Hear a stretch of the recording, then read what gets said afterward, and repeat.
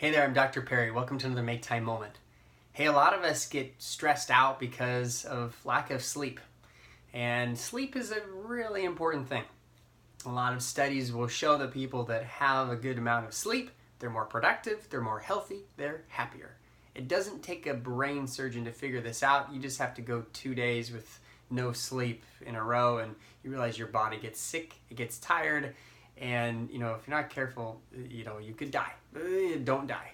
So here's the thing. How does sleep help you? What should you do? There's a lot out there. There's some myths about sleep. We don't have time to talk about all those, but real quick tip. Start a sleep journal. Decide right now that you're going to have something next to your bed where you can clock out, when you get to bed, when you get up. There's apps on your phone, tons of apps that will do this for you. Check out what your app store has to offer you for that. But I've done this. I can see this when I use my health, a little heart app there on the iPhone. Like, it tracks when I go to sleep. It tracks, how many steps I take in things. And I know that some of you have Fitbits, and that might work for you as well. However you do it, track your sleep. Then try to figure out those days where you had 7 hours, 8 hours, or 5 hours of sleep. What is the ideal time for you?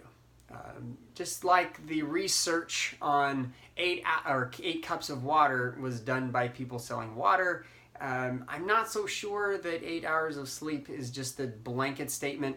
I've seen lots of research that actually shows it depends. It really depends on you. So as you're tracking this, write how you feel maybe the next day with the sleep that you had, and be able to know, like, what is it, 8 hours, 7 hours? I know for me, if I get 8 hours, that's beautiful. 7 hours, I can deal with that. 6 hours gets a little sketchy. I can survive on 5. I know that. 5. 4, I'm just about dead. But here's the thing that's with sleep. If I go 5 hours, one night, I actually need to make up some hours the next day. So people think if you sleep in, you're going to help make up that time, and it's not true.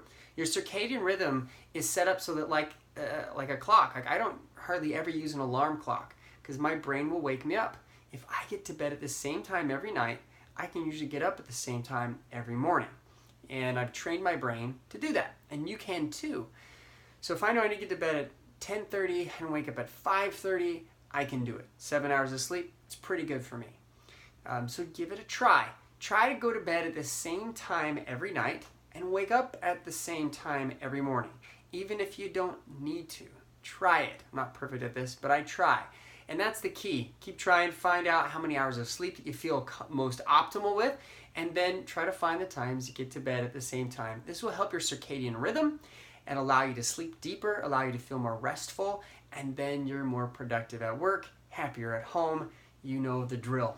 Try it out, track your sleep, find out what works best, and remember, live life on purpose.